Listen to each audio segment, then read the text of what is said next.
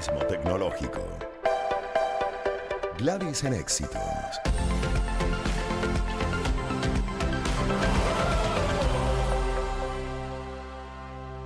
...2:24 y seguimos con Gladys en Éxitos. Vamos a hablar de un tema que particularmente me gusta mucho, que es el software libre o software de código abierto. Es una alternativa viable a los programas que usamos común y corriente en el día a día. Es una alternativa más segura para los que estamos más conscientes del tema de la privacidad. Y para esto nos acompaña Raymond Horta, abogado, especialista en tecnologías y evidencia digital, director del Instituto Venezolano de Derecho Tecnológico. Bienvenido, Raymond. Muy buenas tardes, a sus órdenes. Bueno, arrancamos por ahí para el público en general. ¿A qué nos estamos refiriendo con software de código abierto o software libre?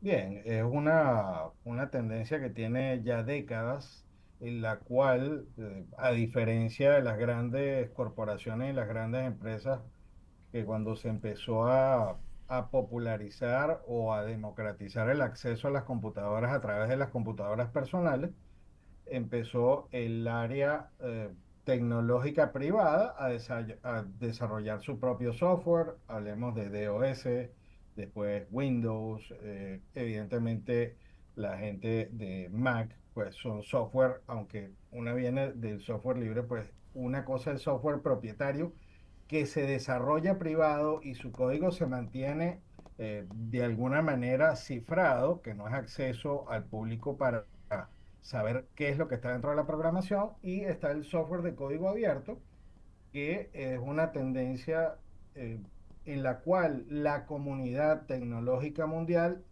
desarrolla un software específico. Lo más emblemático que conocemos es Linux, que es un Ujú. software que se utiliza tanto en PCs como en servidores para Internet y otras aplicaciones, y ese digamos que es la bandera, y basado en eso, pues ya conocemos desarrollos que son muy populares, como por ejemplo el Android, que es un sistema operativo, Basado digamos, en Linux. derivado Ujú. de allí.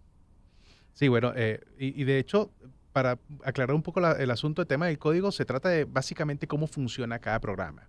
Es las Es instrucciones decir, detrás es la de cada programa, ¿no? programación, es tener acceso al código, a los algoritmos con los que un sistema operativo o una aplicación trabaja. Todo software tiene distintos tipos de partes, tiene la conexión hacia el hardware, tiene cómo procesa la información, cómo la monta en memoria, cómo la baja. El Linux es algo que se está desarrollando desde hace muchos años y que vino a sustituir, por ejemplo, desde hace mucho tiempo el software que se utilizaba en finanzas, en la parte bancaria. Digamos que empezó a desarrollarse ese código y tiene una particularidad que es de acceso. Adicionalmente, se puede ver su código y es gratuito. Entonces siempre existe la diferencia entre el software pago, que aunque ahora sea pago, un sistema operativo en la actualidad es bastante barato de tener acceso, y el software libre, que como el Linux, como el Android, todos podemos descargarlo sin pagar ni un solo centavo a través de Internet. Entonces existe, digamos, un secretismo por parte de lo que son las empresas que lo venden respecto al código, y está en la otra cara de la moneda, que es saber todo cómo está programado, y existen mitos respecto a la seguridad en ese sentido, y resulta que ninguno de los dos, ni el software abierto, de código abierto, ni el que es de código cerrado o cifrado, están exentos de tener vulnerabilidades. Muy bueno Incluso muy bueno que toques el tema porque precisamente esa era mi siguiente pregunta. Porque muchos creerán que por ser código abierto, porque cualquiera pueda ver cómo funciona el programa, es menos seguro. Es más o menos seguro, entonces son igual de seguros el software propietario y el software libre. Bueno, la parte buena del código abierto es que existen miles y decenas o centenares de miles de programadores que están revisando el código y pueden detectar vulnerabilidades, y digamos, es una ventaja respecto al número de la gente que lo está revisando, pero no por eso.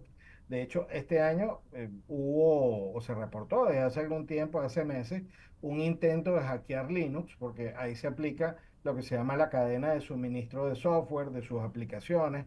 La gente va trabajando y propone que se hagan mejoras en un módulo, en una aplicación, en una conexión, y alguien se dio cuenta que el Linux estaba tratando de ser hackeado en esa cadena de suministro de software, porque estaba uno de los módulos que se estaba planteando, que ya incluso había pasado a unas etapas de prueba, estaba consumiendo más recursos de lo normal, y un programador avanzado se dio cuenta de esto, y había un código malicioso que se había insertado. En el caso de la empresa privada, en el caso del software privado, existen siempre lo que se llama la vulnerabilidad cero, que son fallas que tiene el software que no se han descubierto, y hasta que no se descubran, no son parcheadas o no se le hace las actualizaciones a los sistemas operativos. Y siendo que se trata de empresas privadas, tal vez en algún momento no haya, digamos, el criterio de revisión, o no se haya descubierto esa vulnerabilidad, y hasta que eso no salga a la luz pública, no es corregido ni siquiera en el software privado. Sí, bueno, el problema Entonces, con esa clase de cosas pasó con las aerolíneas hace unas cuantas semanas, que Ujú. muchos vuelos se retrasaron porque las computadoras que estaban funcionando con Windows, alguien lanzó un viernes en la tarde una actualización y todos quedó en pantalla azul. Le hace que las computadoras sí, dijeron, no quiero funcionar. Y bueno, paradójicamente, ese evento sucedió a través de una aplicación de terceros que se utilizaba en la plataforma de Windows, y una empresa de seguridad con una actualización no se dio cuenta que había un error que generaba un conflicto, y se actualizó el software de seguridad, y empezaron a guindarse a nivel mundial eh, gran cantidad de computadores ligados a servicios públicos, como lo son los de la aerolínea. En este caso no fue un ataque como tal, sino fue un error de Ujú. programación no detectado que generó esa caída, o como le decimos en criollo, se empezaron a guindar todos esos sistemas operativos que estaban corriendo aplicaciones de aeropuertos y otro tipo de servicios. Están escuchando a Raymond Horta, abogado especialista en tecnologías y evidencia digital, director del Instituto Venezolano de Derecho Tecnológico, y con él hablando de estos conceptos de código abierto, del software, ¿no? Básicamente libre y de código abierto, y la ciberseguridad. Y ahí viene mi pregunta también, no es mucho el tiempo para desarrollarla, pero por lo menos un abrebocas con relación al poder de los ciberataques, ¿no? Porque mencionaban lo del transporte aéreo por un error, pero lo que evidencia la vulnerabilidad. ¿Hasta qué punto se puede generar una crisis global, incluso por ciberataques, una crisis en un país desde diferentes puntos de vista del funcionamiento de los sistemas esenciales, incluso la estabilidad, por ejemplo, de un país, la estabilidad de los gobiernos por ciberataques? Bien, para responderlo brevemente, ese es un tema que yo trato en un trabajo que publiqué ya hace mucho tiempo, que se llama ciberterrorismo. El terrorismo como tal es buscar desestabilizar una estructura con causas políticas, se llama hacktivismo, y está dirigido a vulnerar sistemas eh, sensibles de un país. En los Estados Unidos constantemente han habido ataques a sistemas de distribución de petróleo, a distribución de temas eléctricos, acueductos, y en muchos otros países han habido ataques entre sí para vulnerar distintos tipos de servicios, y siempre, y bueno, y existen algunos otros que tienen como finalidad ataques que van más allá, que incluso pueden ser catalogados como militares, y el famoso caso del Stuxnet, que fue un virus que fue distribuido a los efectos de sabotear una planta de enriquecimiento de uranio. Es decir, aquí las posibilidades tipo película son ilimitadas, y para cerrar, tenemos que decir que ningún sistema informático es 100% seguro, y si lo fuere, está dentro del eslabón de la cadena del factor humano, que siempre va a ser una puerta de entrada a cualquier tipo de ataque. Mm, ujú. bueno, eh, para quien quiera entrar en el tema del software de código abierto y estos temas, ¿qué recomendaciones das? Bien, hay que empezar para leer, todo tiene como una curva de aprendizaje, empezar a buscar en Google cursos o videos en YouTube de Linux, de Android, que son más populares. En el caso de las páginas web, el 70% de las páginas web está en una aplicación que se llama WordPress, y es de código abierto. Y bueno, de lo que en el día a día utilizamos, el navegador Mozilla, por ejemplo, es de código abierto, que es el anterior ¿El Firefox? Netscape.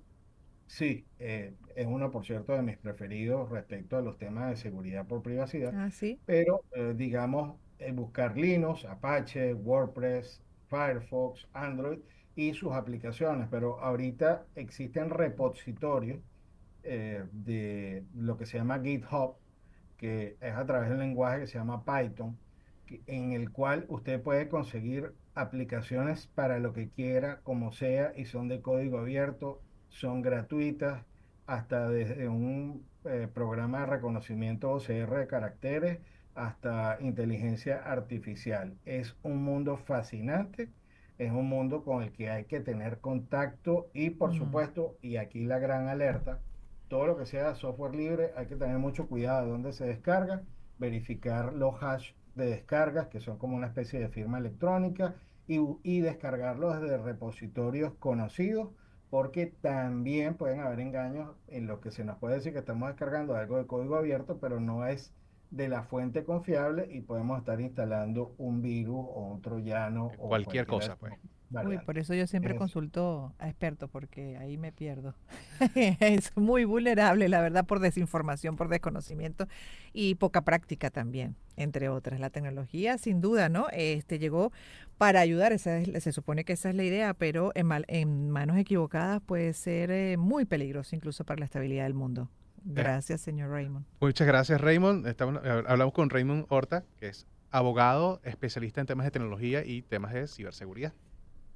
Hacemos una pausa.